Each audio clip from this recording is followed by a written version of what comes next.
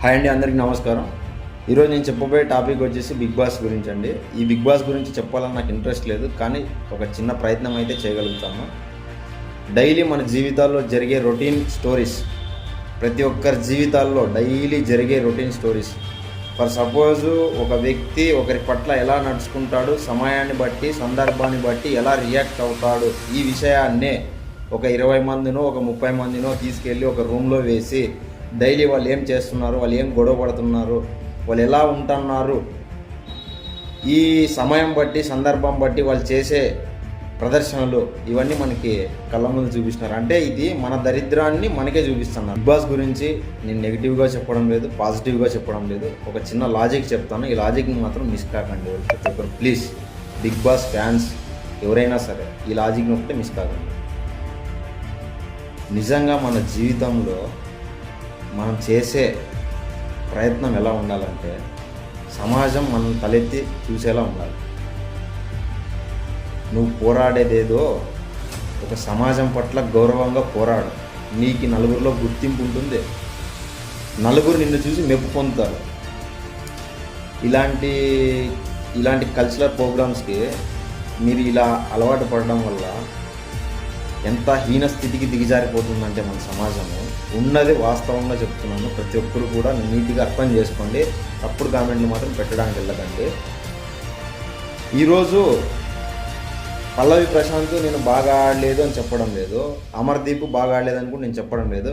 యాక్చువల్గా అంటే నేను బిగ్ బాస్ అనేది చూడను, కానీ ఈ రీసెంట్లీగా ఒక 5 days నుంచి ఇష్యూ అవ్వడం వల్ల అది ఏంటి స్టోరీ అని చూశాను. నేను సీజన్ 1 ఎప్పుడో చూశాను, కానీ ఈ బిగ్ బాస్ వల్ల ప్రయోజనం లేదు సమాజానికి అని చెప్పేసి నేను బిగ్ బాస్ వాళ్ళకి వెళ్ళలే అప్పటి నుంచి. కానీ ఇప్పుడు ఈ సీజన్ 7 అనుకుంటాం మేబీ, ఈ సీజన్ 7లో చాలా ఇంట్రెస్టింగ్ థింకింగ్స్ అని బయటపడుతున్నాయి దీంట్లో. అది ఏంటప్ప అని చూశాను. నేను ఇక్కడ ఏమంటానంటే పల్లవి ప్రశాంత్ బాగా ఆడలేదు, అమర్దీప్ బాగా ఆడలేదు, అమర్దీప్ బాగా ఆడినాడు, పల్లవి ప్రశాంత్ బాగా ఆడినాడు అని చెప్పడం లేదు. గేమ్ అది, జస్ట్ గేమ్ని గేమ్ మాదిరిగా చూడండి. ఎవరైనా సరే, పల్లవి ప్రశాంత్ అభిమానులైనా సరే, అమర్దీప్ అభిమానులైనా సరే, ఎవరైనా సరే గేమ్ని గేమ్ మాదిరిగా చూడండి. ప్లీజ్ అక్కడికే వదిలేసేయండి దాన్ని. అంతేగాని ఒకవేళ పల్లవి ప్రశాంత్ గెలిచుంటే దానికి తగ్గట్టు అమర్దీప్ రియాక్ట్ అయి ఉంటాడు, లేదంటే నాగార్జున దానికి తగ్గట్టు రియాక్ట్ అయ్యి వాళ్ళు బిగ్ బాస్ యాజమాన్యం మీద వాళ్ళకి సపోర్ట్ చేసి సన్మానాలు చేసి పంపించేసి పదా అంటారు.